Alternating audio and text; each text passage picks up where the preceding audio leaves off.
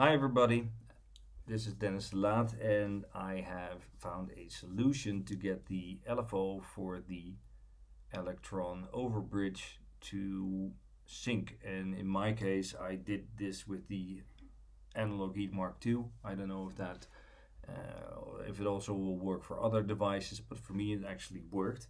I bought the machine yesterday. It's really cool, it gives a nice grit to the sound. And basically what happens, I have a very cool beat synced LFO, which sounds like this on my synth. Really cool. Now if I play it, if I play this stuff,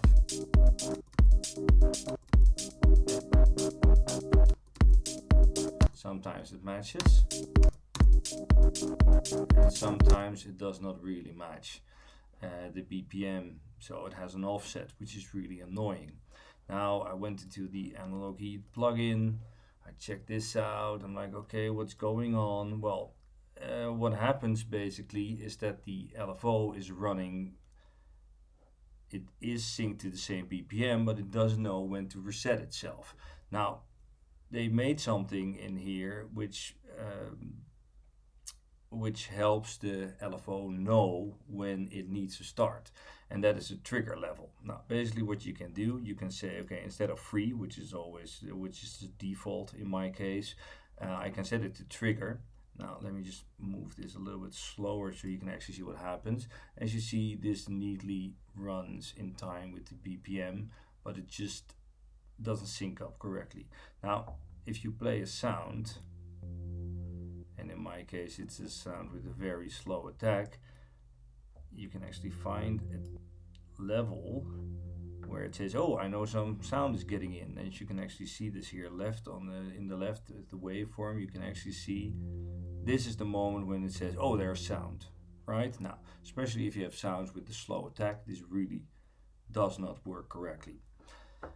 So that kept me thinking. I was like, okay, what can I do to do this? And then all of a sudden it hit me. What you need to do is you need to put the analog heat on a bus. Now what we're going to do, we're going to have the synth that's playing the track on one channel, and the other channel I'm going to put something which is, let me just turn it off to demonstrate to you, is a very simple init patch which has no attack whatsoever and is very pointy sound. But if I now check what's going on in the analog heat, I'll show you what's going on here, which is kind of cool. Because now, every time I play the note, you can actually see that the trigger is resetting itself. Now that's cool, right? Doesn't always do it, so I have to wait and do it correctly. Here you go. That's the way it should be.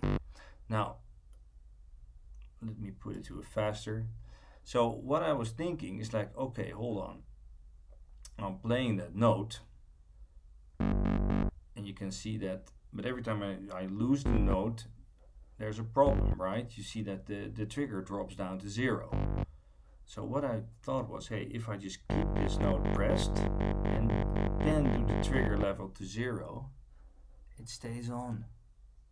So basically there's no off signal telling the trigger to restart. So now it should be completely in sync. So let's find out if that really happened. There we go.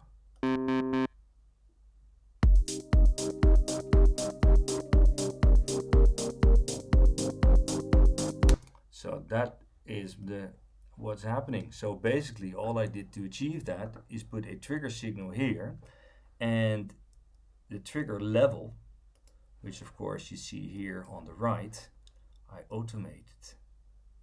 So let me put it up here. You see it goes up, so it will never trigger, so it will always fail. So I'm just putting it really nice, so I know for sure it will trigger the LFO. So if I do it like this, then there you go. Perfectly in sync.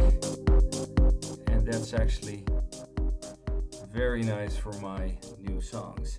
So I hope this was useful to you. If somebody else already found out, awesome. And if you finally find the answer to this annoying problem, then good for you. Well, take care. Best of luck from Amsterdam, and maybe till later. Bye.